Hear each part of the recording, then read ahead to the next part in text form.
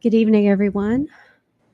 I am Elizabeth Melton, and I am with the Banish Big Brother organization, and I am pleased to offer this privacy course on reducing the Mosaic effect. Let's go ahead and get started. So, first, let's start by defining the Mosaic effect. So, if you have a surveillance state, it kind of acts like a mosaic. On its own, one little tile doesn't really tell you anything. You can't make heads or tail of it. But the more tiles that you put together and the more pieces that you put together, the more clearer the picture becomes. So, as these photos illustrate, the picture on the left is just a very basic drawing. You can tell that it's a person, but you can't really tell that much about it. As you move farther to the right, you can start to tell what the person's race is, whether they're male or female, more about their age. And when you get to the final picture, you can tell a great deal about that person, what their occupation is, the period of time in which they lived. And surveillance and your personal data works in a very similar way. You go to the grocery store and you buy a gallon of milk, and someone makes a record of that, and that creates a piece of data. Well, maybe that on its own, you going and buying a gallon of milk, doesn't tell a whole lot about you. There are a few things that can be inferred from that, but it's not too terribly invasive.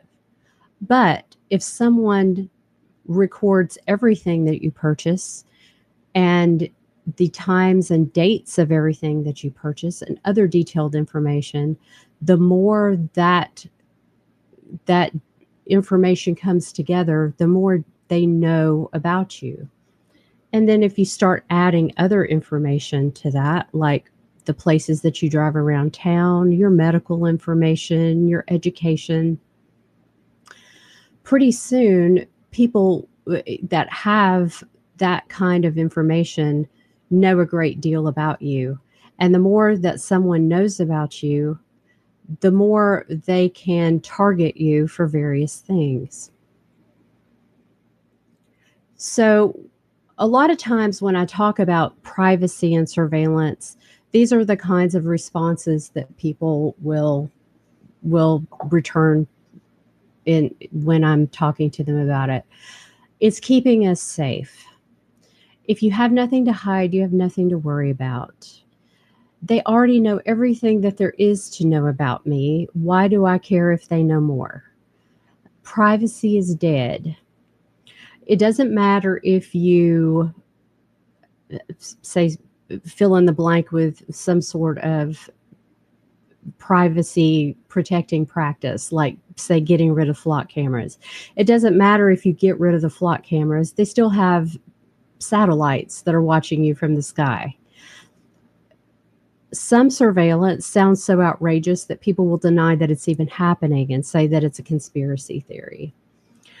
Quite often, people will say, I've just completely given up. There's nothing we can do to stop it at this point, so I'm just not even going to try. And then people will sometimes say, but then how will I do something that they did for many, many years without having the technology? You know, how can I get around town without GPS? How can I keep track of my health without my wearable bracelet? So a lot of these responses, I hope that by the end of this, we're going to address some of them and that people will come to understand how important their privacy is, the kinds of things that can result from us not having any privacy, and help to basically leave here and go out into the world trying to develop a more positive mindset for privacy. Privacy is actually power. The more of your personal information that someone has on you, the more power that they have over you. And that is why we reserve our most intimate secrets for people that we care about and that we trust. And that is not something that we just want to throw away lightly. However, protecting that data is going to be inconvenient to some degree. Some things are easy to do, other things are more difficult to do, but it's not an all or nothing situation. If you're not willing to do all of the things that can possibly be done to protect your privacy, that does not mean that you shouldn't do anything to protect your privacy. And in fact, if you live in the modern world, data is going to be collected on you. There's just no way around that. Even if you are living in the middle of the woods somewhere, there are going to be small pieces of data that you're going to produce. But that doesn't mean that we can't do everything that we can do to keep our lives as private as possible. So during this presentation, I want to help you develop an understanding about why your privacy is important. I want to impart to you knowledge about how your data is being collected and how it is being used, because a lot of this people are not aware of. I want to provide you with some solutions and some things that you can do to have greater protection of your privacy. And then at that point, it's up to you to determine how much effort you're willing to put into this in order to protect your privacy. And so there are three different approaches to this. Some people are going to be hardcore. They're going to be willing to go above and beyond and inconvenience themselves if that means that they get to protect their privacy. Other people are going to be more relaxed about it. Well, I'll do a few things to protect my privacy, but I'm not going to give up this thing or that thing, or I'm not going to be inconvenienced in this way or that way. Some people are just totally indifferent to their privacy. They really don't care, but I'm imagining that those people are not on this call. So we're going to address the hardcore and the relaxed people. And so some of the solutions that I put forward, you're going to say, no, I'm not willing to do that. But hopefully there will be some others that you will be willing to implement. And I'm going to offer 4 different types of solutions. Some of these are hardware. They're physical items that you can purchase and buy. Others are software programs, apps, and operating systems. There are services that you can purchase to protect your privacy. And there are habits or lifestyle changes that you can implement. So let's talk first about the difference between Big Brother and Little Brother. And at Banish Big Brother, we focus a lot on Big Brother, which is government surveillance. But the fact is that there are all kinds of little brothers out there too, which are corporations that are collecting your data. And some people might think, well, those are private corporations. They should be able to, do what they want. Well, very often these are working together. Big Brother and Little Brother are working together. So when a private corporation is collecting your data, they are also sharing that to a great degree with Big Brother. So looking at both of these things is important. And when it comes down to what we can do as individuals, we have a greater ability to focus on the things that little brother is doing than big brother. So big brother is more of a legislative approach to things, which is important. But as far as our individual lifestyle changes, little brother is very important too. And one of the ways that big brother and little brother work together is through public-private partnerships. So there are corporations and nonprofits, and they work in cooperation with the government. And these relationships enable the government to do things that they would not legally be able to do on their own. So basically, there are loopholes that are created.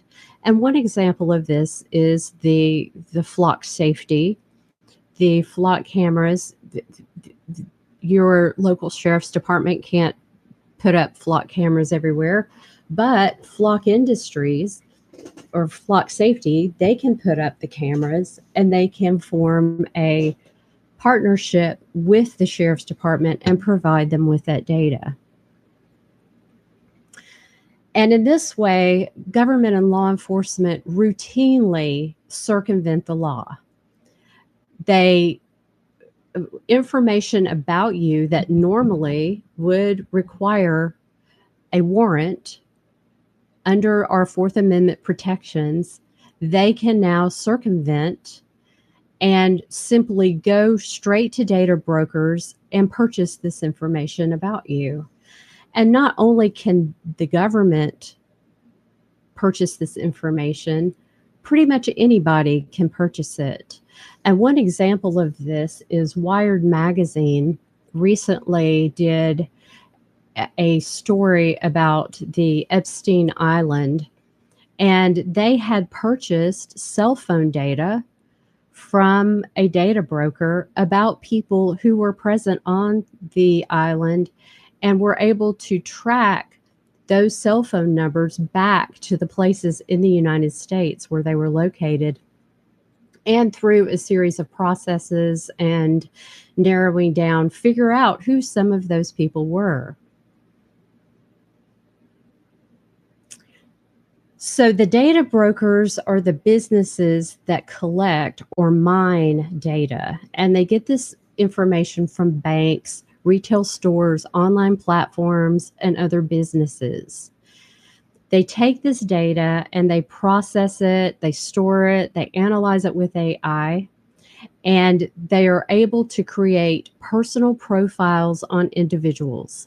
And then they sell that information to others. Now, as a general rule, I'm not against marketing. Marketing is a very useful way of helping people to find products and services that they might like. But some of the practices that they are using to obtain this data and some of the ways that the people that are purchasing this data are using it are very sneaky, they're very unethical, and a lot of people simply are not aware of the degree to which this is happening.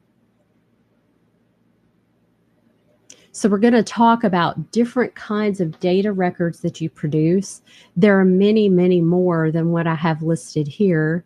These are some of the main ones. But as I say, you could go much, much deeper with this. But because of our limited time, this is what we're going to focus on. So first, let's talk about financial privacy. Your financial data is routinely shared with data brokers and the government. And as I said before, if someone is keeping track of all of your purchases, they know a great deal about you and who you are as a human being. There are countless examples of how the government has purchased financial data and in some cases simply received financial data and were able to act on that. So if you'll look at some of the headlines here, Bank of America just voluntarily gave the FBI a list of customers who were in the area during the January 6th incident. Now, some of these people were just simply there minding their own business, but these were people who had transactions in that area. I remember a story about one fellow who just purchased a sandwich in a sandwich shop, and the next thing you know, the FBI is knocking on his door, and he's like, "How did you even know that that I had purchased this sandwich and that I was in the area?" Well, that is because Bank of America just handed over that list of information to them.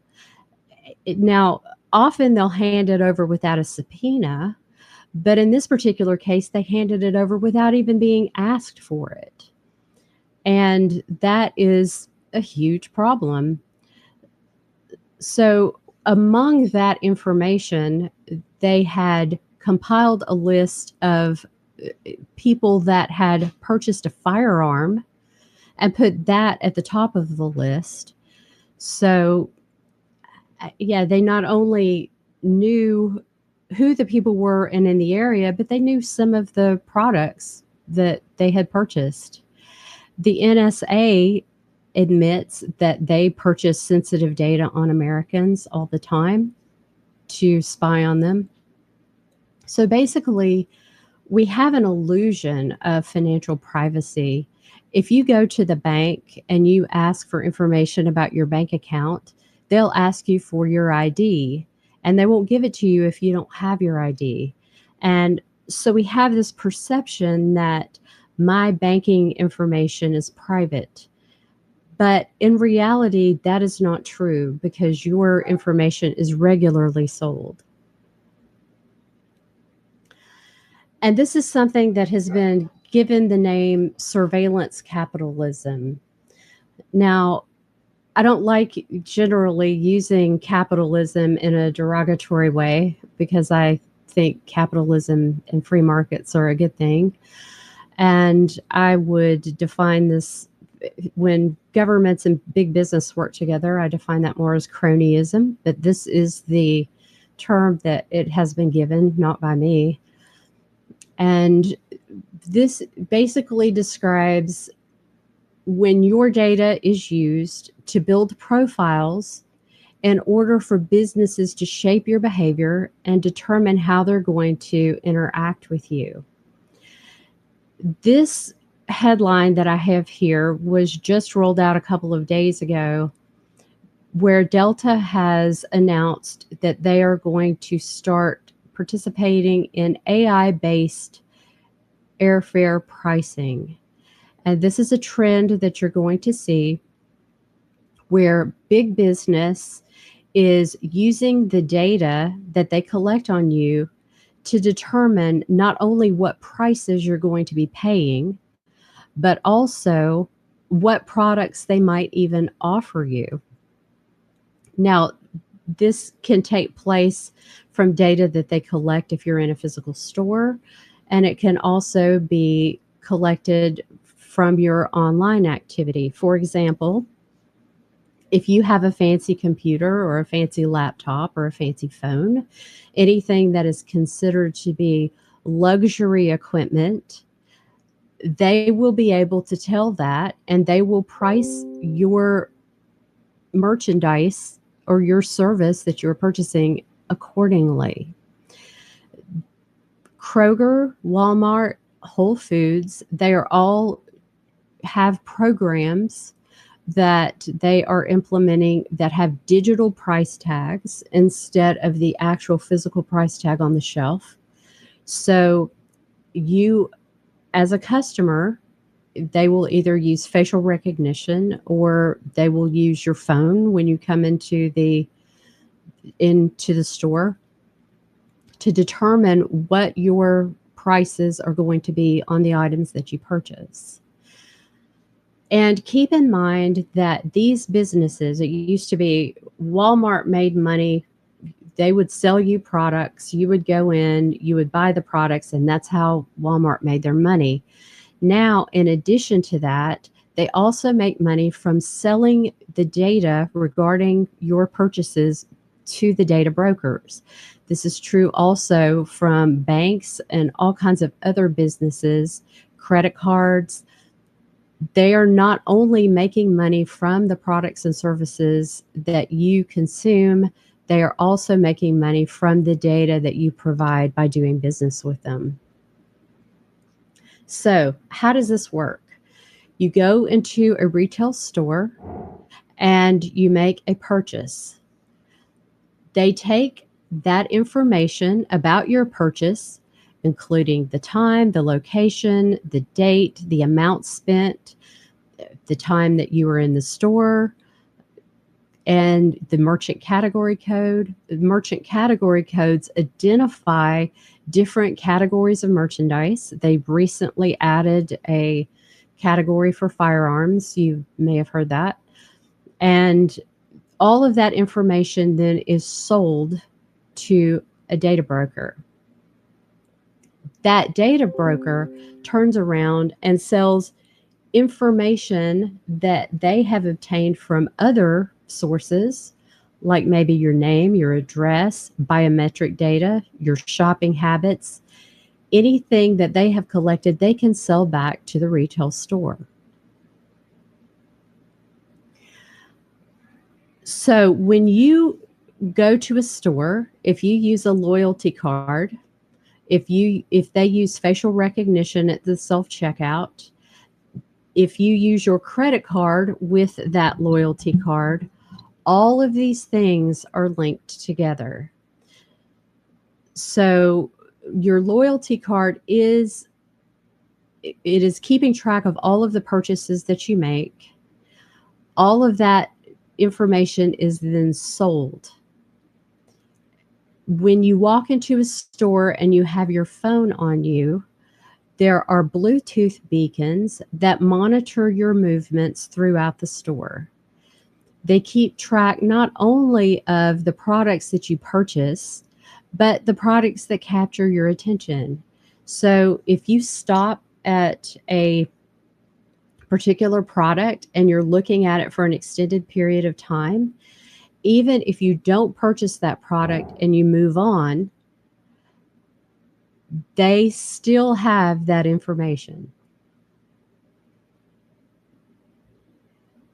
So let's look at some of the privacy policies that different stores have. And I want to emphasize, we think of privacy policies as doing business online. These privacy policies not only apply to your online shopping, they also apply to you going into the physical brick and mortar store. So there are certain things, there's data that they are collecting on you when you go into the store. And if you want to know what that data is, you have to go online and look at their privacy policy.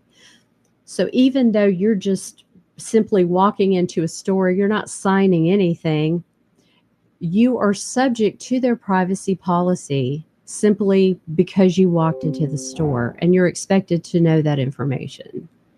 So some of these two are from the Walmart privacy policy.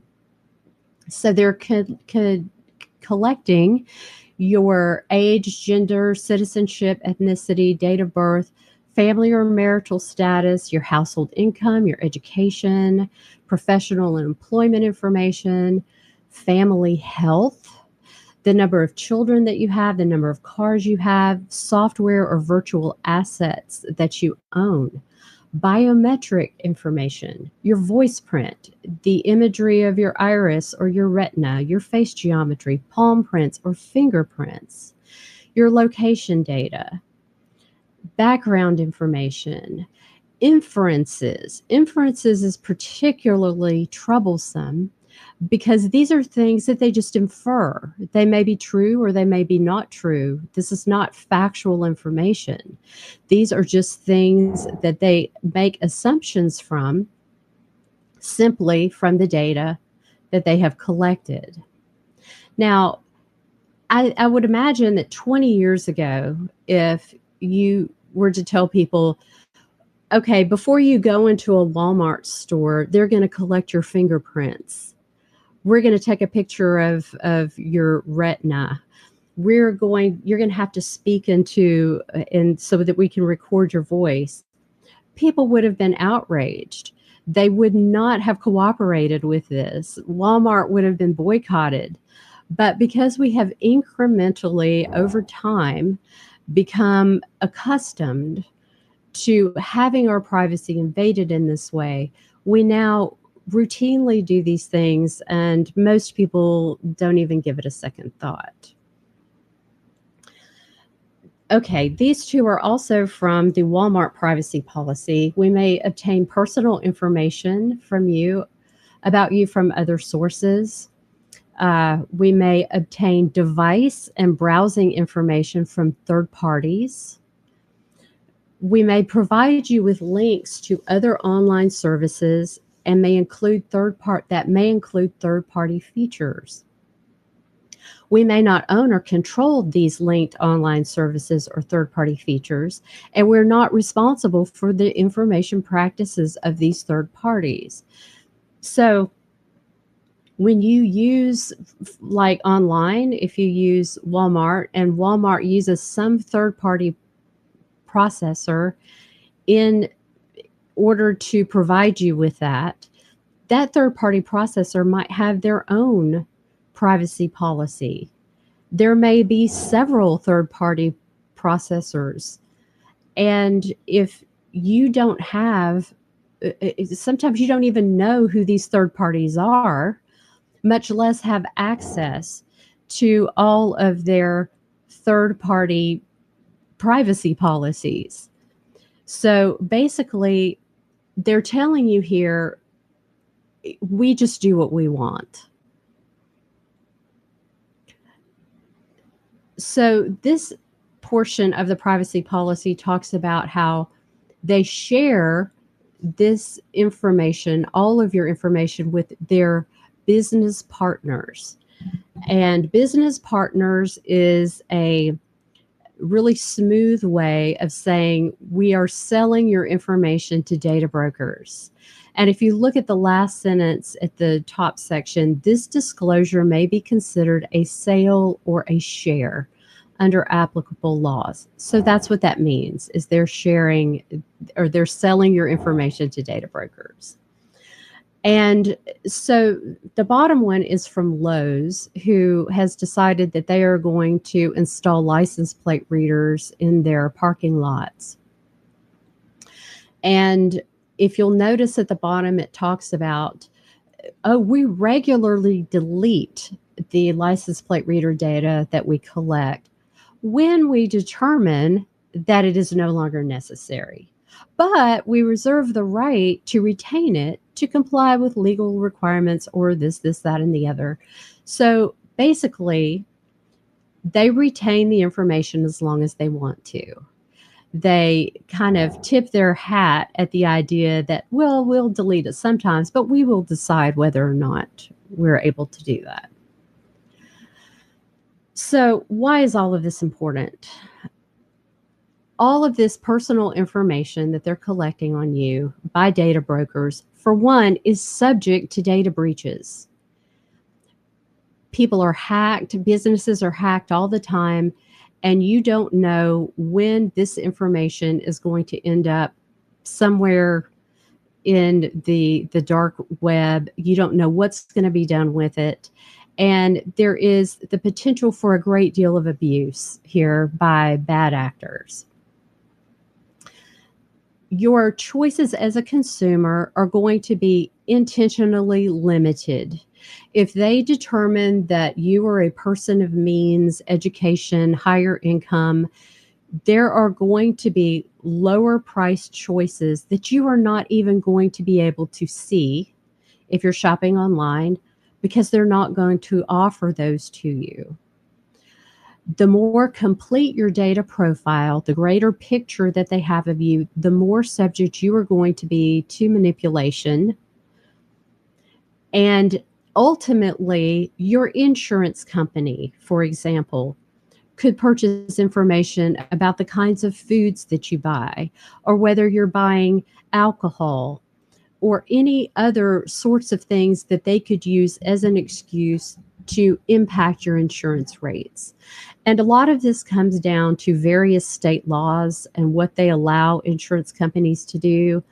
But in similar ways as to how government and law enforcement is skirting Fourth Amendment law in order to purchase data on you, insurance companies that are not currently regulated are getting out ahead of this, and they can be using this information without your knowledge simply because they haven't been told that they can't do it yet. Data can be purchased by anyone. As I mentioned, even you or I could go out and purchase data. And keep in mind that your data is valuable. At current estimation, and with inflation and with the way that this is exploding, I'm sure that this number is going to change. But at current estimation, your data is going to be sold for $100,000 in your lifetime. That is money, that is your data that you should own, and that should not be collected without your express consent. So, what do we do about this? If there is one thing that I could get everyone to take away from this as one of the easiest ways to protect your data, it is to use cash. Transactions, of course, they can watch you in the store through surveillance cameras and things like that. But as far as your banking data, your credit card data, cash is anonymous.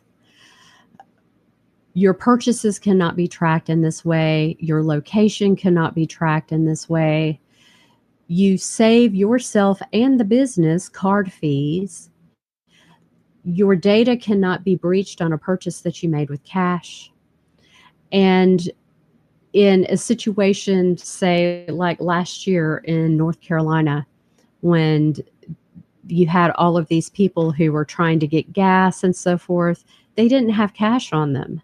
You could go to your neighbor and say, hey, here's $10. Can I buy some gas from you because you have a gas can? Well, you couldn't do that because you didn't have cash on you. So it's always a good idea to have cash on you anyway. And the more widespread cash use is, the more difficult it's going to be to implement central bank digital currencies, which are going to eliminate cash anyway. There are already businesses who have stopped accepting cash because there aren't that many people using it. So the more that we use cash, it not only protects our privacy, it reinforces our ability to even be able to use cash in the future. When you go into a store, secure your phone. Use privacy settings. You could turn off your location data. You could put it in airplane mode. We're going to talk about Faraday bags later. You could put it in a Faraday bag before entering the store and then take it out when leaving the store. Or you could just leave your phone at home. Facial recognition systems that they have that identify you in stores can be defeated. It is difficult. So there is a channel that I highly recommend that everyone go out and watch. It's very useful. It's called Business Reform. And he tested various methods of trying to defeat facial recognition, different types of mirrored glasses, reflective sunscreen, reflective tape, different types of light. And the way that he tested it was trying to unlock his phone through facial recognition. And the one product that he found that actually worked are sunglasses that are made by a company called Reflecticals. And they have different glasses and different types of clip-on, which is what you see in the picture for glasses that you already have. And he tested those out, and those do indeed work. So choose wisely where you shop. You can avoid stores that collect and abuse your personal data, or just use them less frequently, because what we are talking about here is not eliminating the mosaic effect, but reducing the mosaic effect. So every time you choose a store that is more privacy oriented, that is one less piece of data that is being collected on you. So you can avoid self-checkout that has facial recognition capabilities. So I do my weekly shopping at my local Piggly Wiggly, and they have surveillance cameras in there, but those surveillance cameras are not identifying people. In fact, I know that they're not, because I look out and they'll post, "Do you know who this person is? They stole from us. Please help us identify them." So they are not identifying people with facial recognition. And then once a month, I do a shopping trip to Aldi. I intentionally drive across town to shop at the Aldi that doesn't have the self-checkout with the facial recognition capabilities. So there are ways that you can still use certain businesses, but kind of mitigate the frequency with which you use those businesses. Avoid registering for loyalty cards. Loyalty cards, you do get certain discounts. So at least you're getting something from your data in those particular situations. But there are still ways around that. If you go, I know like Winn-Dixie, if you go to Winn-Dixie, they have a complimentary card. And if you say, "I don't have a card, do you have a complimentary card?" they will scan it for you. So you can still get the discount on the item without having to give them your data. Now, you don't get the points. You don't get the coupons that they will send you in the mail sometimes, but you do get the discounts. Every time you go to a farmer's market or some other local store to buy your produce or whatever, instead of going into Walmart or Kroger, that is a piece of data that is not going to be traded or sold. And when you do have concerns about privacy and what might be going on in various businesses, discuss that with the business owners. One thing that's happening is a lot of business owners are connecting their surveillance cameras to various police departments and basically giving them access or letting them know, "Hey, we have cameras here." If that is of a concern to you, go and talk to those businesses and tell them, "Look, I value my privacy. I'm concerned about crime and I want to help fight crime, but I'm concerned about my privacy too. And I don't want to patronize a business that does this." And if enough people do that, it will help to reinforce the value that we as a society have for privacy. So here is a privacy policy from Ace hardware stores. And you will see here that it says that most Ace hardware stores are independently owned and operated. So they do have a certain number of stores that they operate, but most of them are like independently owned franchises. So they have a loyalty program with which the local stores can share data. But for the most part, the data whatever data they collect is determined by the individual business owner.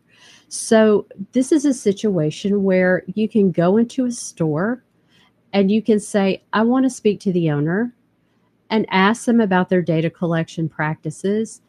Make your feelings about those data practices, collection practices known, and potentially make a difference.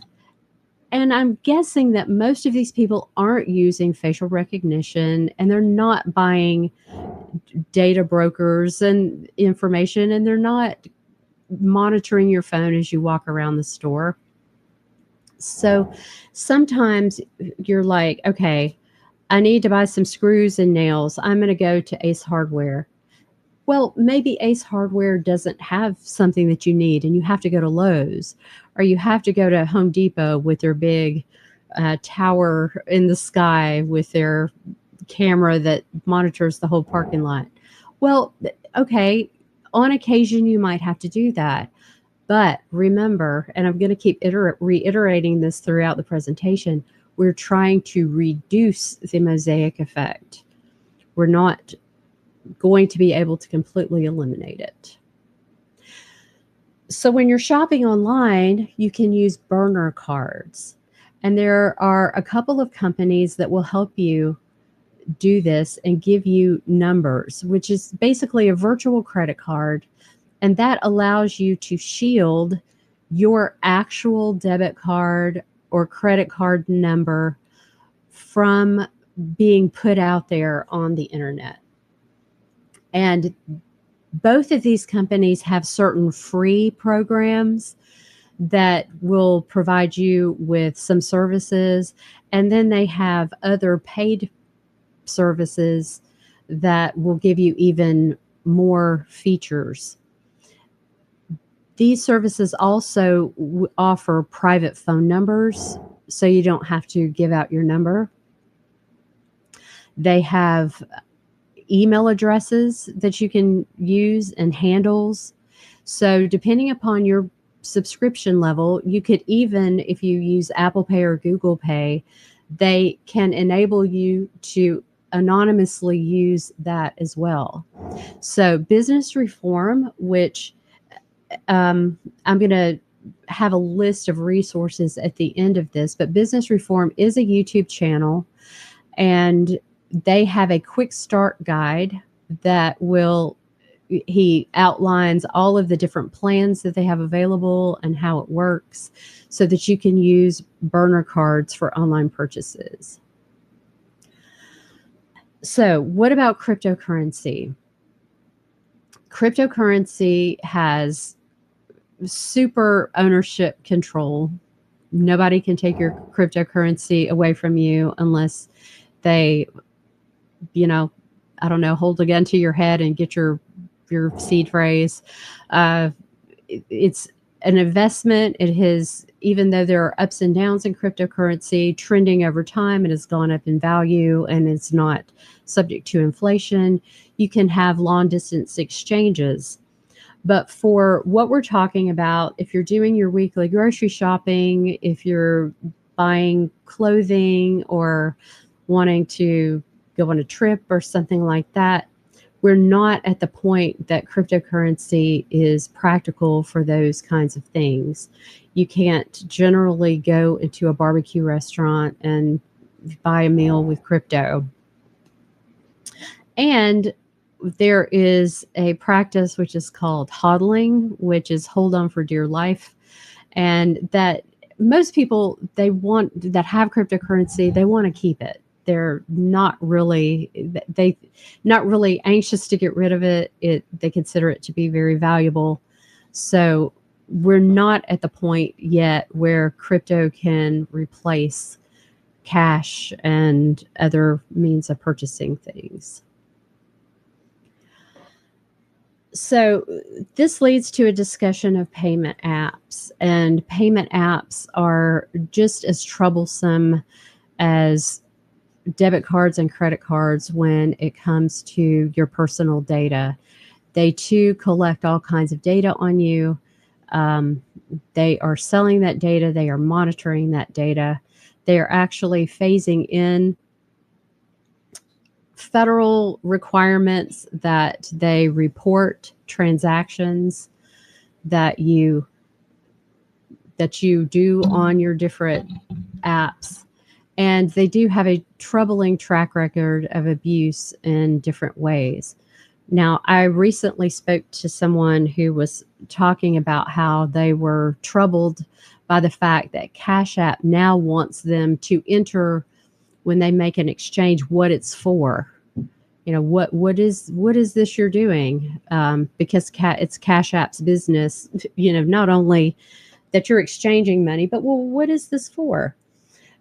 So he gets together with his buddies to have their regular poker night, and they're exchanging $5 and $10 back and forth through Cash App.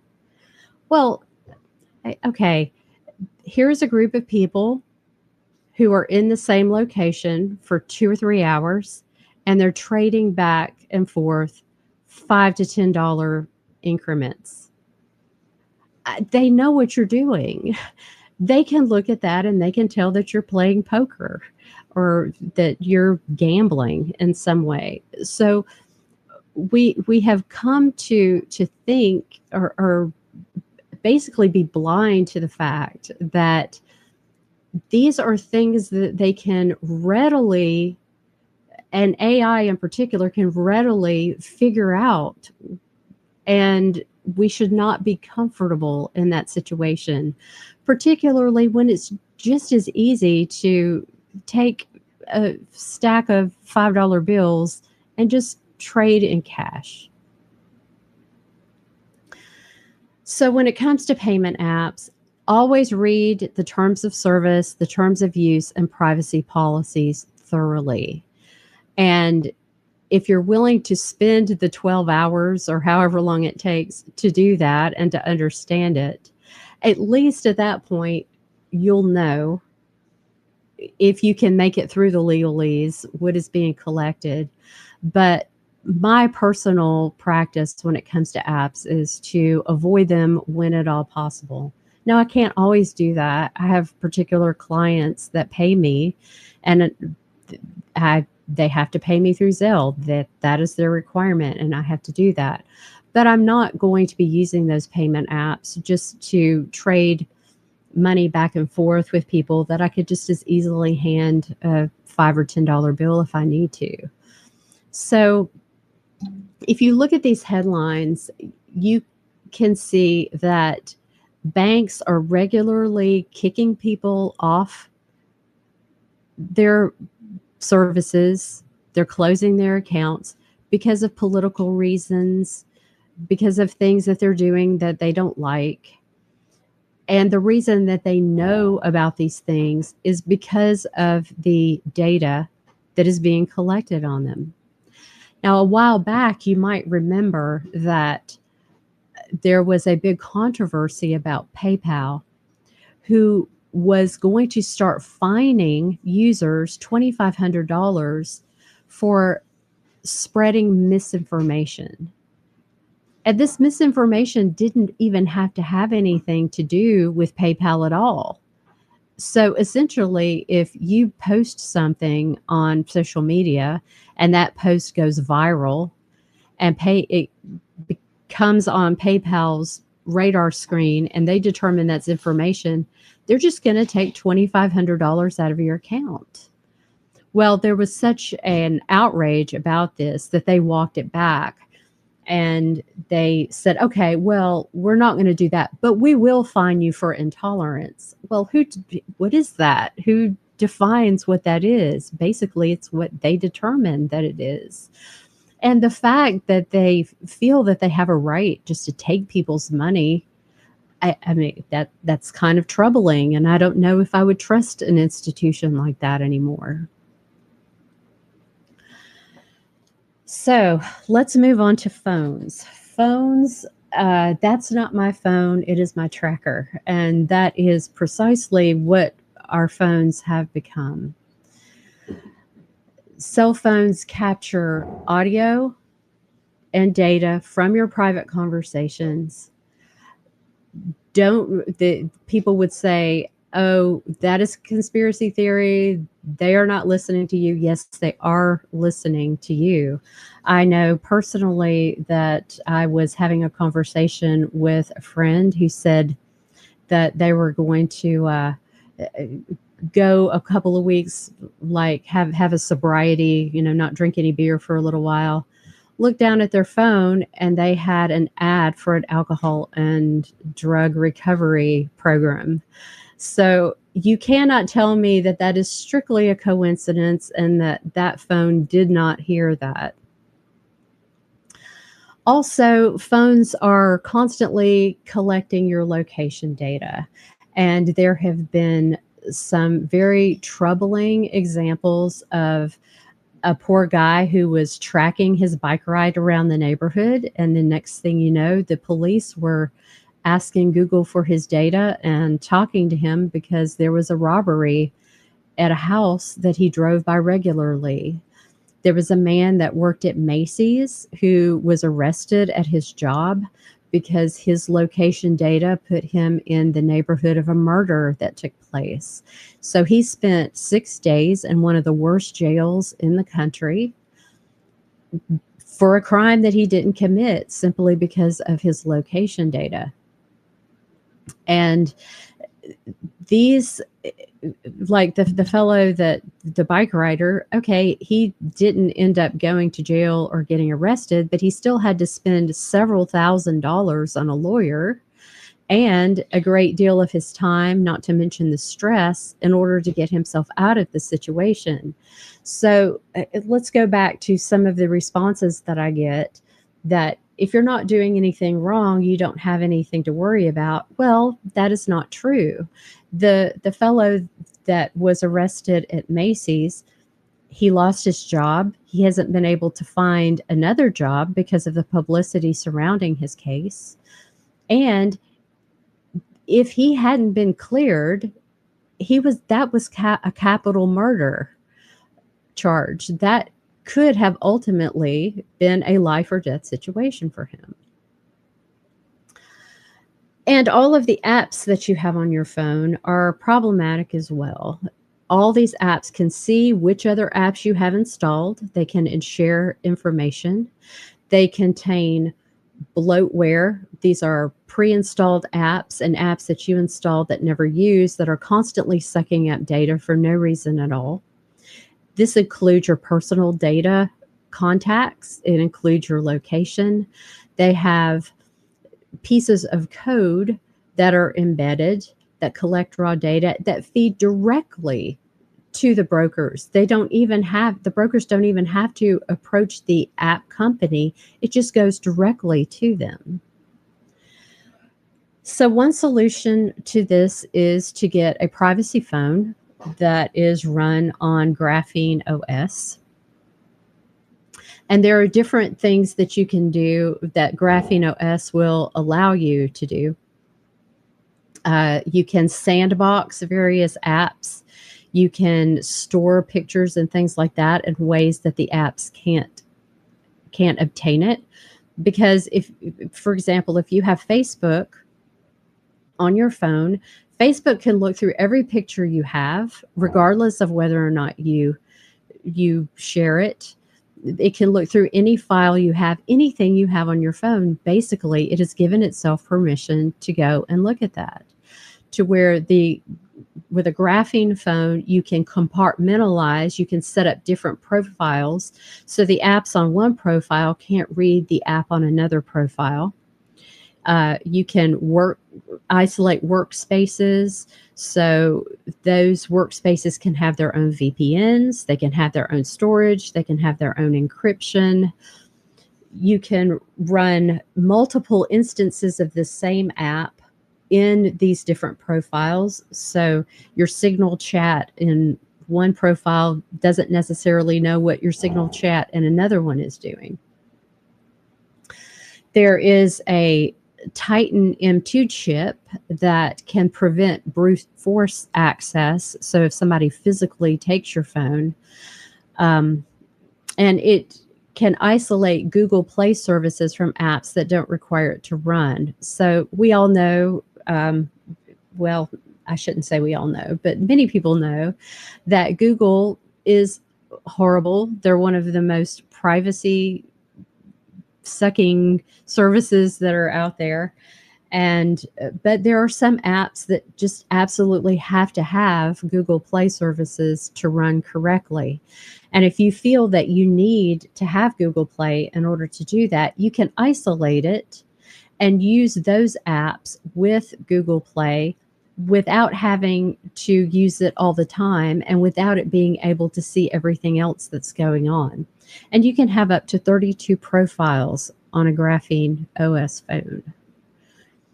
And there are some other best practices. You could consider using your phone only for communication and not entertainment. And most people are not going to want to do that. But basically, that's what I do. I make phone calls and things like that. I don't watch videos and other things on my phone. You can revoke location data. If an app doesn't need location data, then don't let it have it. Don't use voice activated programs. If you don't use an app, delete the app. There's no reason for a pre-installed app that you've never used or an app that you only used once to be sucking up all of that data and selling it when you don't even use it. You can access websites through a web browser on your phone instead of using an app, particularly if it's something that you're only going to do one time or a few times. You can use a desktop or a laptop to do things instead of a phone whenever possible. There are more privacy-focused apps, and when those are available, you can use those. You can put your phone in a Faraday bag. If you're having a private conversation, there's no need to have your phone right there to listen to you. Just take the time to either put it in a bag or put it in a different room. I have in my personal life, have situations where, okay, we are having a private conversation and we're going to put our phones somewhere else, because not that we're plotting anything, mysterious or just talking about anything secret, but there's no need for every data broker to know the subjects that we're talking about in every conversation that we have. And you can use camera covers to stop these various apps that take pictures without your permission or knowledge from capturing video. So some of the alternatives apps that you can use, you can find in F-Droid or Aurora Store instead of the Google Play Store. Now, F-Droid and Aurora are companies that are designed with privacy in mind, but that does not necessarily mean that every app in their store is trustworthy. So by using these two services, in fact, the Aurora Store basically offers everything that the Google Play Store offers, but just a way to get it and access it without having to go through Google Play. So that does not necessarily mean that the apps there are safe. So you do have to look at each individual app and weigh the benefits whenever you download an app of the features versus the privacy. Do some research and see what kind of privacy violations you are being subjected to, and then ask yourself, do I really need this, particularly if it's a game or something like that that you don't actually have to have. Look and see if there's another option that doesn't compromise your privacy quite so bad. Now, Google Maps is one that's very difficult to replace. There are other options like organic maps, but they're not going to have the features that Google Maps has. So that's one of those situations where you have to weigh whether or not it's worth it. You can use VoIP numbers instead of your cell number. Signal, Wire, or Wicker, those are all very good messenger apps instead of using your SMS. Instead of YouTube, you can use NewPipe. Now, NewPipe is an app that lets you actually watch what is on YouTube.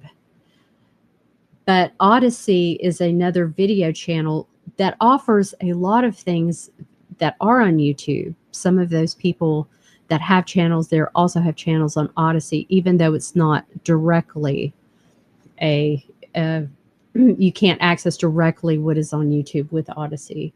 So the practice that I have is, if I know that it's on Odyssey, I watch it there. If it's not on Odyssey, I watch it on YouTube, because Odyssey is much more respectful of my privacy than YouTube is. And you can go to try LBRY, which is library, and they will be able, you can find there a list of channels that are on Odyssey that are also on YouTube. Rather than using Safari as a browser on your phone, you can use Brave. The Graphene OS phone is automatically loaded with Vanadium as a browser.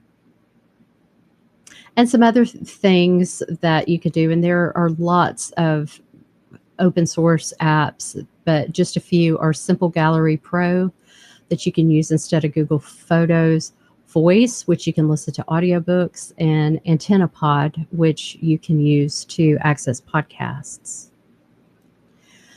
Be very careful when using Wi-Fi on your phone. Your phone is constantly sending out requests for Wi-Fi networks in the area, and if you have connected to those networks in the past, they are automatically trying to connect to them. There is something called a Wi-Fi pineapple, which is pictured here, that hackers can use. They can see those requests. They can disguise themselves as Starbucks or whatever place it was that you accessed the Wi-Fi, and then take your information when you enter it, thinking that you are one place when you're really somewhere else. So if you're not using your Wi-Fi on your phone, turn it off if you're not actively using it. The scanning via Wi-Fi, turn that off. If you have an Android phone, it will have a list of known networks. You can access that list and remove any that you don't routinely use. And a good practice is, if you go someplace, particularly someplace that you're only at one time, and you use the Wi-Fi there, when you disconnect, immediately set your phone to forget that network so that it's no longer there. And so an iPhone doesn't provide you with that list of known networks. You have to wait, and when you're in the vicinity, you'll see it, and then you can forget it. But if you forget it every time that you stop using it, then you will know that you don't have this list out there. So this is one of the more hardcore solutions to phones, and that is you have basically three different systems are working in your phone. You have the application, which that's what you see and what you interact with. And then you have a base system underneath that is doing all kinds of things that you can't see. And then you have a SIM card. And it is possible to use a phone without a SIM card, but it is very complicated. But it does avoid having your phone doing things autonomously that you're not aware of. And if you use a VPN, sometimes your SIM card can do what's called split tunneling, that works around your VPN and still gives your IP away. So not using a SIM card in your phone and instead using a hotspot can help to avoid this, but it's a complicated process of having to carry two devices, connecting your device to the other device as a mobile hotspot using a VoIP app instead of a cell number. But it is possible to do that if privacy is very, very important to you. And there is a organization called the Calyx Institute that sells Wi-Fi hotspots. They do various fairs and festivals and conventions, and you can purchase them there in person with cash, or you can purchase them online with crypto. If you are, say, in a neighborhood with a bunch of friends or a bunch of family, or if you go to a festival with people that you want to communicate with, you can use a mesh-tastic radio. And these radios communicate anonymously with encrypted messages. So you can see that people are messaging, but you can't see those messages unless you were the person for whom it was intended. These are not a substitute for cell phones, because if it's kind of a relay system where the more radios there are in the area, the more connection you're going to have. So if you're too far apart and there aren't radios to relay it, you're not going to be able to communicate. But if you're at a concert or a theme park or somewhere where there's crowds of people, and sometimes you don't get a cell signal because the towers can't handle it, or if you intentionally have some sort of community where you're all located together, this can be an option. So a Faraday bag is something that once you put your device in it, it blocks the signals from happening. Now, all Faraday bags are not created equal. Some of them work, some of them don't work. And keep in mind, if you have a phone in a Faraday bag, you're not going to get a phone call, you're not going to get a text message, because it is cutting off that signal. But if you are in some sort of situation where you feel that putting it in a Faraday bag is a good thing, here are a couple of examples of ones that were tested that worked well. The Simket Faraday bag and the Mission Darkness Faraday bag. And these, again, I give a shout out to Business Reform, who tested various things, including a chip bag and aluminum foil. I think he tried putting it in a microwave and different things. But, and the aluminum foil, I guess, actually worked, but it's not very practical. But a Faraday bag is a good thing, for nothing else, just to have on hand. It's better to have it and not need it than need it and not have it. And installing a landline is something, if I could get my landline back, I would most definitely do that. I hope to one day. There is actually federal regulation that says your phone cannot be tapped without a warrant. And why that is not the case with a cell phone, but it is the case with a landline, doesn't make sense to me. But here we are. It's something to consider. You might remember over the last few years, there have been several instances where cell service went out over large areas. And if that's the case, you still have a landline. So I'm going to speed up a little here because we still have a lot to talk about.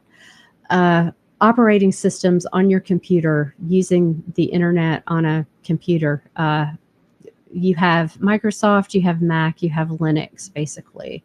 Now, for years, I have used Microsoft, and I got to the point where I was so tired of every time I turn around, they were coming into my computer and rearranging things and taking away things that I paid for and putting things on there that I didn't pay for, and basically going through all my files and doing whatever they wanted to do.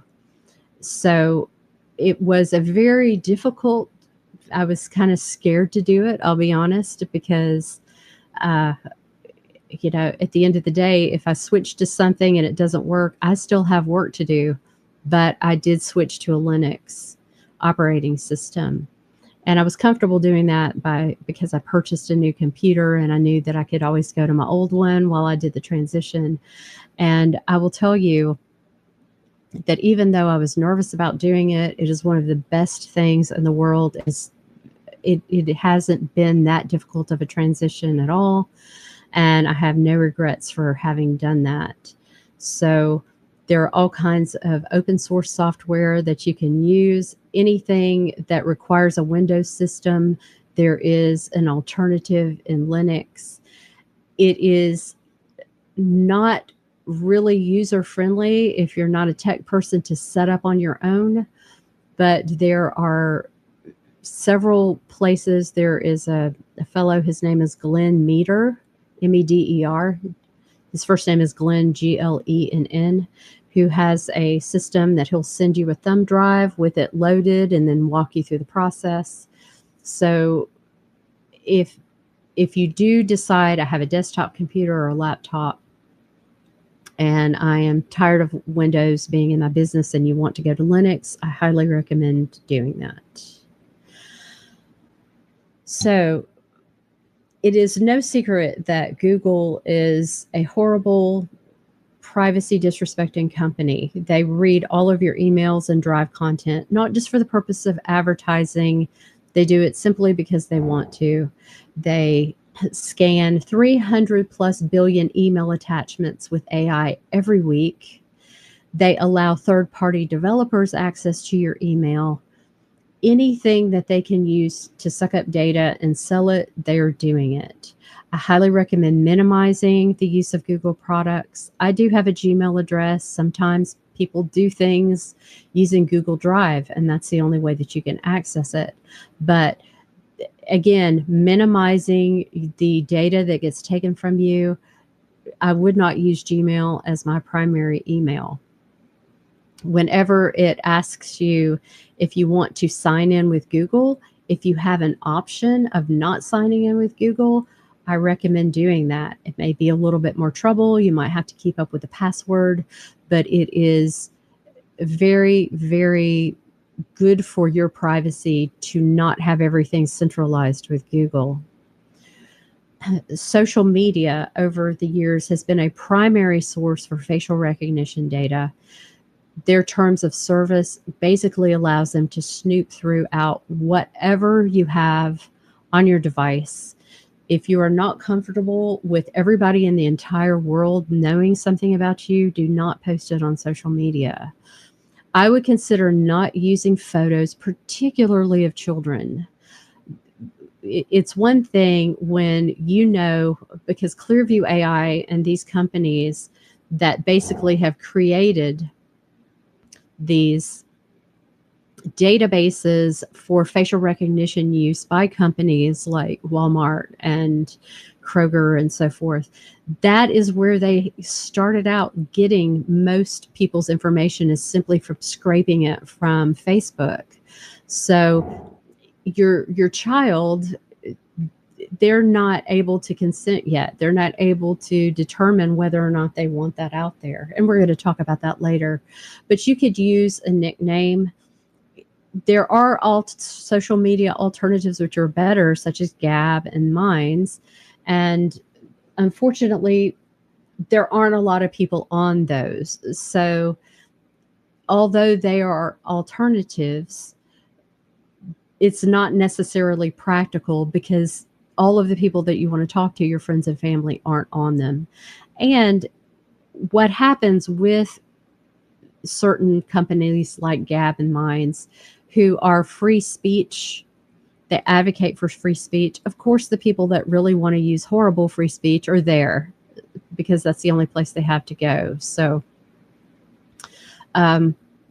you know, that doesn't mean that everyone that's on those places are bad people, because they're definitely not. There are lots of reasons to want to, have freedom of speech, but you will find people there that are like that. And whenever they throw out a 10-year update where, show us your picture 10 years ago and what it looks like now, that is basically data brokers trying to get updated photos of you. They make these things go viral. So I encourage you not to fall for it. So a photo can share a lot of things about you. And these things may or may not be true. But whether or not they're true, they're still making these assumptions and inferences about you from photos. So I encourage you all to go to theyseeyourphotos.com.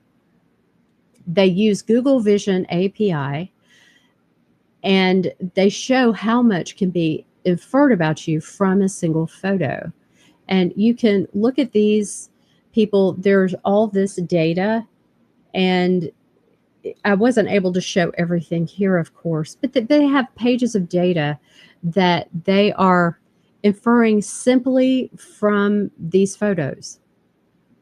So look at the photo on the left, their interests, excessive alcohol consumption and gambling, binge watching. They are making these assumptions about these people from this photo. This is what data brokers are doing. This is what they are doing with your photos. The picture on the right, and look at the biases: ageism, classism, racial profiling, microaggressions. On the right, ageism, classism, reverse discrimination, tokenism. These are implied biases from simply a picture of someone that they have never met. And notice that these two particular pictures also have in the metadata location, because they had their location turned off when they took the picture, or turned on when they took the picture. So another solution is to choose your browser carefully. Again, stay away from Chrome, stay away from Edge. Some different browsers are Brave, Vivaldi, LibreWolf, Florp. And one thing that you can do is set up different browsers on your device for different purposes. Have one be your work browser. If there are things that you use like Facebook or Instagram that you know have bad privacy track record, keep them isolated on one browser. These particular browsers are Chromium based, Brave and Vivaldi, and LibreWolf and Florp are Firefox based. There are two browsers that are currently in development, Ladybird and Servo, and these are not based on a previous search engine. They're coming up with their own code. So that is very exciting. And if you have questions about browsers, go to privacytests.com. There is a complete list of browsers out there that are rated on various things. Search engines, again, use privacy-focused search engines. Brave, Presearch, SwissCows, Mosaic. Those are all very good choices. Email, ProtonMail, and Tutanota. Do not use Gmail. Do not use Outlook as your primary. If you have to keep a Gmail simply because, for work purposes or whatever, try to isolate and mitigate its use, because it is analyzing every single email. Now, ProtonMail and Tutanota, they are not a perfect solution either. If you send someone that has a Gmail account something from your Proton, Gmail still can read it. If you're going Proton to Proton, then it's completely encrypted, and they still collect some metadata when you send emails. So at the end of the day, email is not the most secure way to exchange information. Consider using a private messaging app like Signal or something like that if something is really crucial and really needs to be private. If you are a journalist or something like that, and you're in a dangerous situation, email is probably not the best thing. And some of these have self-destructing features. So your emails, sometimes messages will automatically self-destruct after a certain period of time. For sharing docs, there are services that don't scan your documents, like Google Drive will, CryptPad, Skiff, Proton Drive, and Internet Relay Chats, which is something that we're going to talk about later. General practices: decentralize your storage. Don't put everything in one place. And avoid cloud-based systems when you can. If you run out of space, get an external drive or a thumb drive or somewhere that you can store things that you control, and make it redundant. Back it up. There's a practice that's called 100 lives practice, where you basically compartmentalize different parts of your life. You have a separate email address, a separate browser for different things, and that keeps the companies that suck up this data from being able to marry it all together. It's much better than having it in one place. You can use a VPN to keep your IP address from being detected. And if you want to use a particular website and you're not sure if it's secure, there is a solution called Blacklight Privacy Inspector. The web address is there. You can go, you can put it in the URL, and it will tell you if there are any concerns that you have. Another thing that people don't often think about, because we think about like protecting our data by not putting it out there, but you can create digital noise, and that helps to basically drown out other things by putting the things that are true in a sea of irrelevance. So if you search a bunch of things that you're not interested in, if you pull up a lot of YouTube videos that you're not interested in, that creates digital noise that or one good example of this is putting different email addresses for different things that you sign up for, or using your names in different way. So like use your initials with your last name or your middle name. If you put different combinations instead of the same combination every time, it helps stop them from being able to marry that all together. And the more people that do that, the more effective that is. So RSS feeds are something that is a very old school solution that allows you to take certain websites that you enjoy consuming, news, blogs, whatever, and creating a space where you can go and get that information without having to go to the individual websites or without having to go to social media. And a lot of people now are getting their news from social media and whatever that particular news source, when they post it on Facebook or whatever, that's where they see it. You can basically set up an RSS feed and customize your feed so you see what you want to see. Not an algorithm is not determining what you see. You are determining what you see. So every time that your favorite news source publishes something, then you will get that in your RSS feed.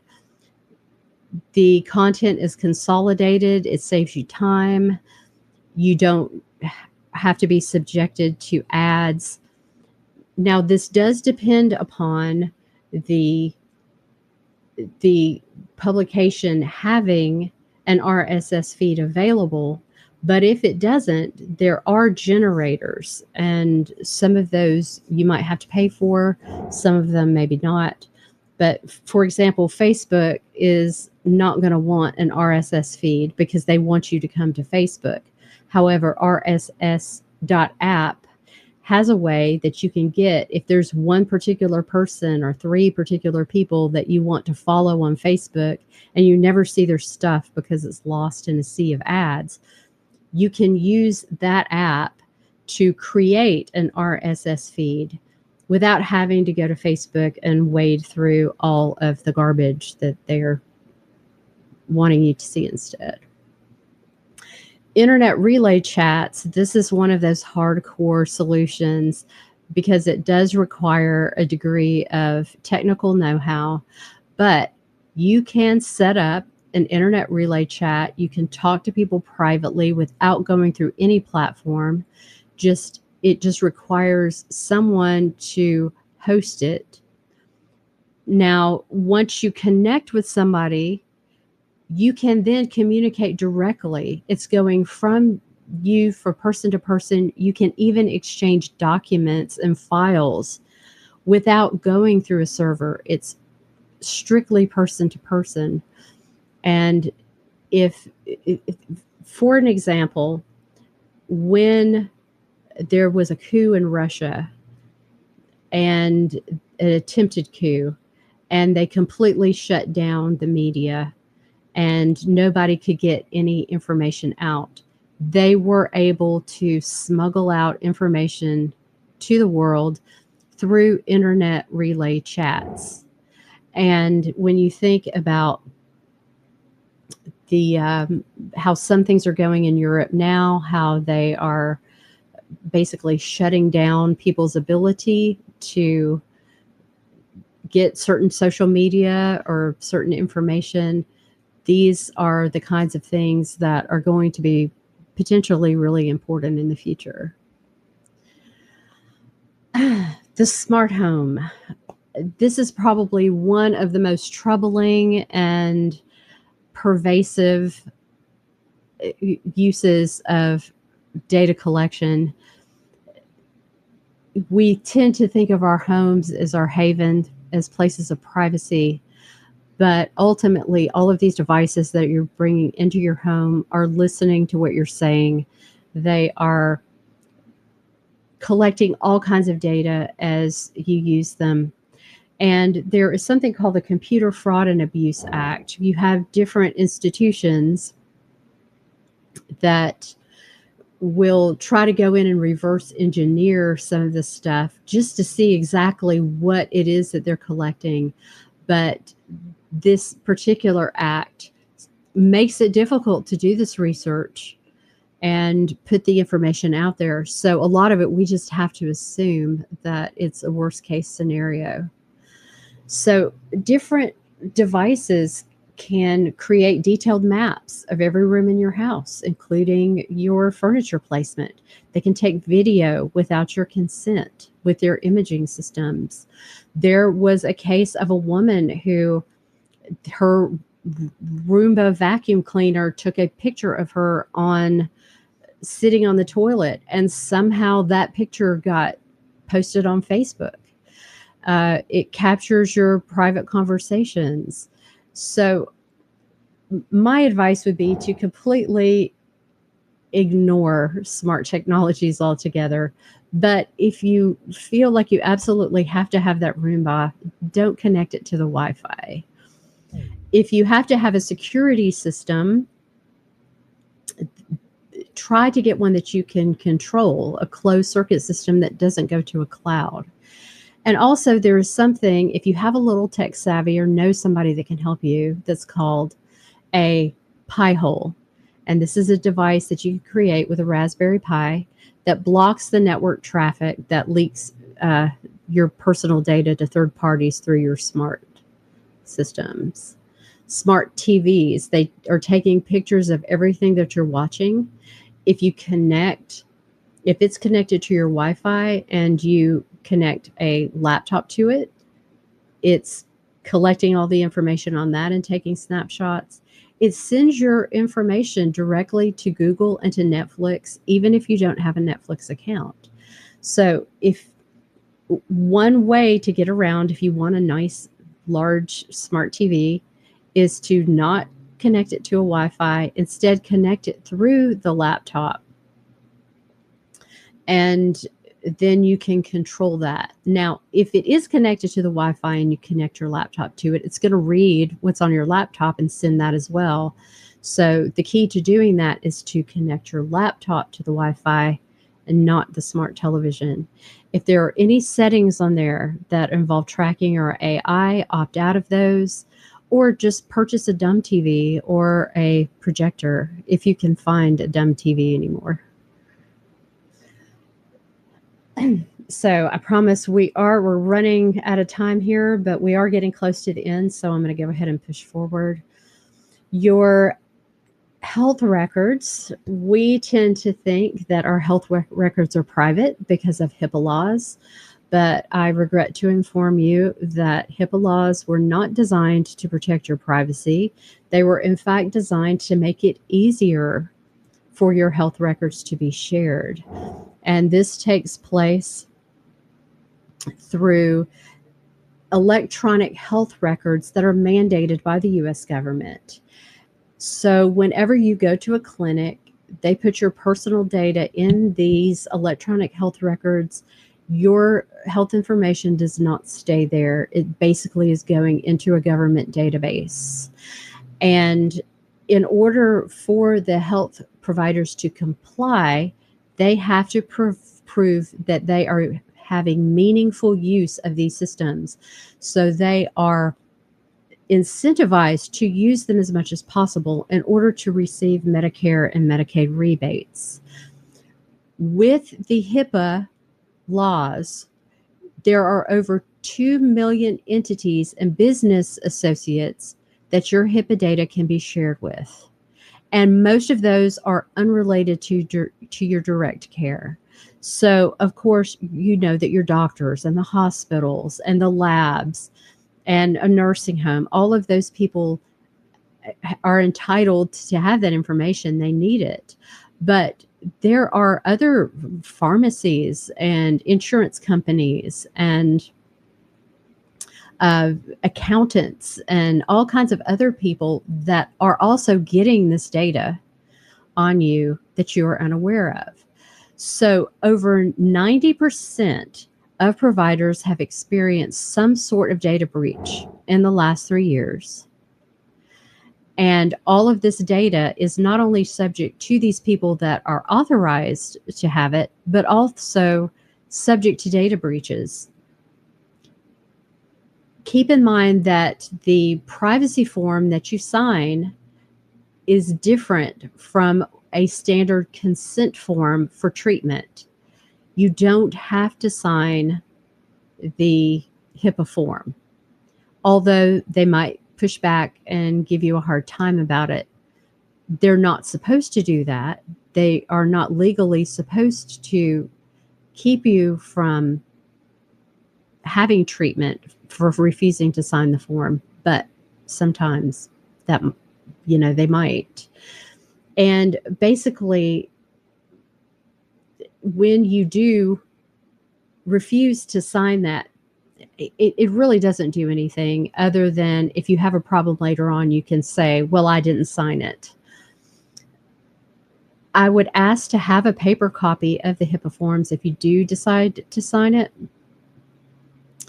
And just simply be aware that everything that you discuss with your doctor is going to be included in your health record, subject to scrutiny and to data breaches. So things that you think are just between the two of you are going to be in a permanent government record.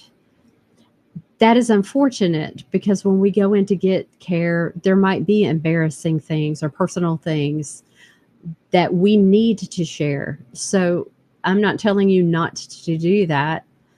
You use your own judgment. But there are also things on forms like, do you have a firearm in the house? And answering that question, not answering that question, all kinds of things can be assumed from that. But just be aware that that is not private information that is there at the clinic. Now, there is a group of doctors. There are several in Georgia, several in Tennessee and other neighboring states that are privacy focused. And if you go to jointhewedge.com, you can get a list of these privacy focused practitioners that will have a greater degree of respect for your privacy, and basically you could have a discussion with them and they know where you're coming from and have an appreciation of where you're coming from. You can also go to cchfreedom.org for more information on healthcare records and privacy tools. Wearables are another health feature. There have been several instances of people using fitness apps. You can see here are two cases. One where someone was murdered because they had their daily run on a fitness app, and a jealous rival stalked her and shot her. There have been soldiers that were using these fitness apps that gave away different kinds of classified information that people were able to deduce from there. And some of the privacy settings there are often granular, so you can't necessarily have an overall privacy setting for the whole app. You have to go into different features of the app and set the privacy for each different feature. So that is something to be aware of. And also know that anytime you send anything regarding your health to the cloud, that it is subject to privacy violations and data breaches. So there are some open source solutions that keep the data local to your device. I would highly recommend, if you absolutely must keep your oxygen levels and your heart rate and all of that, if you have to keep track of that, choose one of these. Do not send that information to a cloud. There's even the Garmin Forerunner has a desktop option where it collects the information. You can then take it from your watch into your personal computer and store it there where no one can ever see it. And if you don't have to have all of the fancy features, maybe a basic pedometer or an iPod Nano has certain features that you could use to keep track of that. And if you ultimately make the decision to use a public tracker, if you're going to keep track of your run every day, start it 2 blocks from your house and not where your house is. Otherwise, anybody that can see this information can figure out where you live. So when you go to events, when you travel, data is being collected on you as you walk, as you drive, as you ride, both internally from your own devices and externally. Large-scale venues are now basically turning themselves into the TSA. They're using facial recognition and other surveillance just to go to a concert or to a sporting event. So Real ID is a federal digital ID scheme that is basically being rolled out and being strong-armed in states throughout the country. It is a huge violation of privacy rights. It is eroding state sovereignty. It is going to enable biometric surveillance. And it is the digital IDs, it is going to be rolled into that eventually. And there's a horrible track record of places in China and other authoritarian regimes that have used this to abuse their citizens. So this is another, even though CCH Freedom is a health organization, this is ultimately something that could be used for a vaccine passport. So they are also very interested in this. And if you want to know more about Real ID, I would suggest you go to cchfreedom.org/national ID. Clear ID is something that they are using at concerts and at airports to basically skip through and incentivize people to allow them to collect their biometric data like iris scans, facial recognition, and so forth, in order to not have to wait in line so long. Now, what is the purpose of all of this? When you look at airport security, Homeland Security did tests, and they found that the TSA failed to stop mock explosives from getting through 95% of the time. If there is a system like Clear that says, okay, we'll collect your biometric data, and then we'll just let you go through. Well, what is the necessity and effectiveness of doing this to everyone if you're simply going to let them go through just because they've collected you have collected their biometric data? That doesn't even make sense. So before you use any of these things, keep in mind that once your biometrics are in the system, that they are also subject to data breaches. So I recommend that you opt out of facial recognition. Avoid time-saving schemes like Clear, even though it might be really, really tempting, especially if you travel all the time. If you're re-entering the country, turn off your phone and put them away so that they're less incentivized to take it, or use a dedicated travel phone. An American citizen can refuse to have their device searched by Customs and Border Patrol, but if you do that, keep in mind that it's going to cause you some delays. Consider using a passport for ID instead of real ID. And this is also a good practice, like if you're checking into a hotel and they require ID, use your passport. It doesn't have as much information on there as your ID card does. And you know everything that's on your ID card, they're typing into their system. So that is also a good way to minimize the data that you're putting out there. Personally, if I'm going to go to an event and they're going to use facial recognition on me, or they are going to surveil me in any way, I am not going to that event. But some people, maybe you really got to see Coldplay. I don't know. Avoid Clear ID. If you do have to go to the event, consider using those facial recognition blocking sunglasses that I showed you earlier. And we are getting close to the end, I promise. Your personal vehicles are basically turning into your phones. They collect your data, including camera footage, audio recordings of everything that you talk about in your car. They say, according to their privacy policy, that they connect genetic information, though I'm not really sure how. Physiological, behavioral, biological characteristics, any sexual activity, they are recording that. They are assuming what your intelligence is from your personal data, maybe from your discussions. This data is sold to brokers. It is sold to your insurance company, and it is sold to other unspecified business partners who could essentially be anybody. They regularly provide this to government and law enforcement simply for requesting it without a warrant. And it is ushering in a new era of cybercrime with bad actors breaching these systems to get their personal data.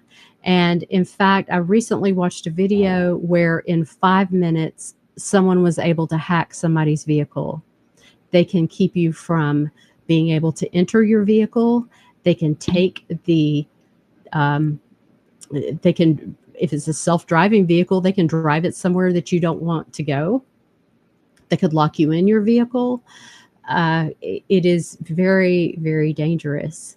And also, some of these companies are weaponizing the connectivity. So if you have a vehicle and you've missed a payment, say, they can turn up your radio so loud that you can't turn it down, or they can prevent you from turning on your air conditioning or rolling down your windows. And that is a way to try to strong arm you into not using your vehicle or making your payment. And you can read more about this. There was a report that was put out by the Mozilla Foundation After researching cars and privacy, here's what keeps us up at night, where they talk about a lot of these features of new vehicles. So, what do we do about this? Privacyforcars.com is an awesome resource. They will provide you with a vehicle privacy report.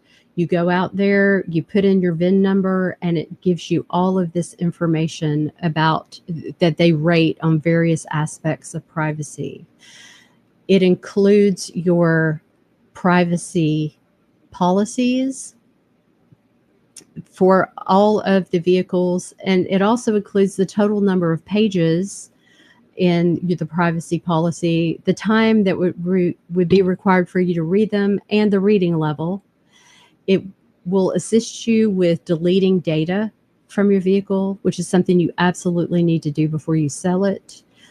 It's if you're a victim of abuse and you are trying to get away from your abuser, they have a list of steps that you can take to disable some of the features on your car that would allow your abuser to track you.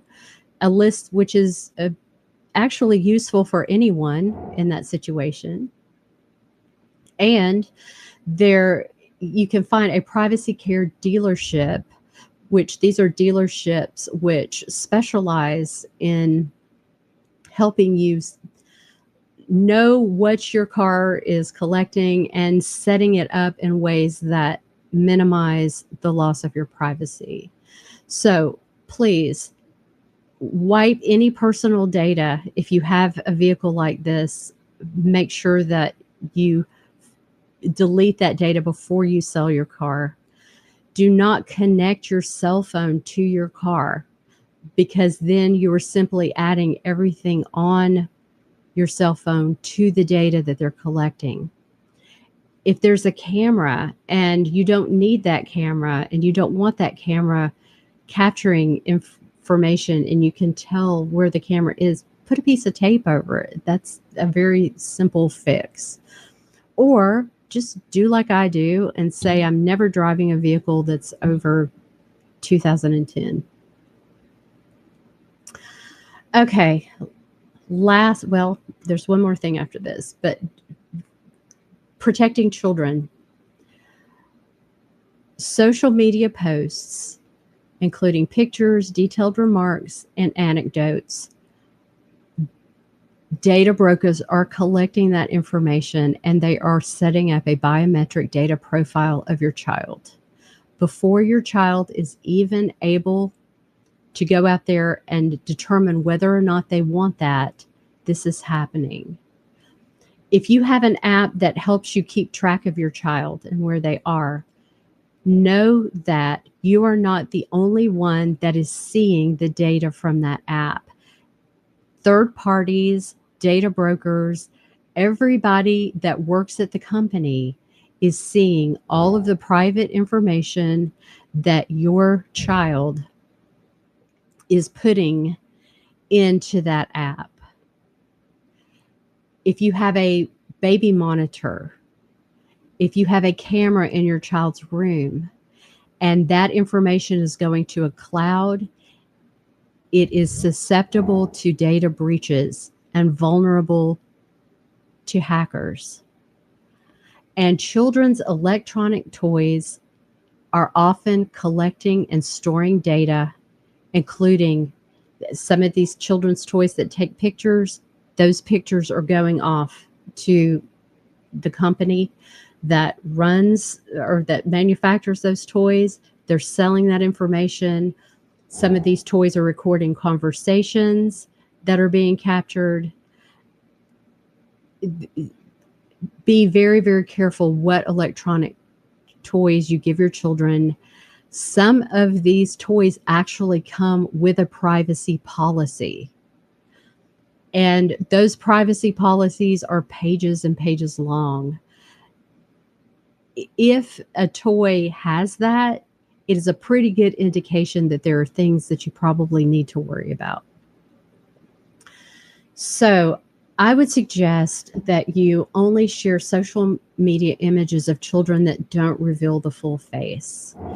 If you are referring to them in a post, don't use their real name. There was a mother of a child who she wanted a smartphone, and her mother was like, "No, I don't think so." She installed a landline so that her child could talk to her friends. And as a result of that, 15 to 20 other families in that community also installed landlines so their children could talk without having to give them a smartphone. So, research the electronic toys. Don't use cloud based baby monitors or cameras. Don't use apps that keep tabs on your child. Yes, it allows you to keep tabs, but other people that you don't want to keep tabs are keeping tabs on them too.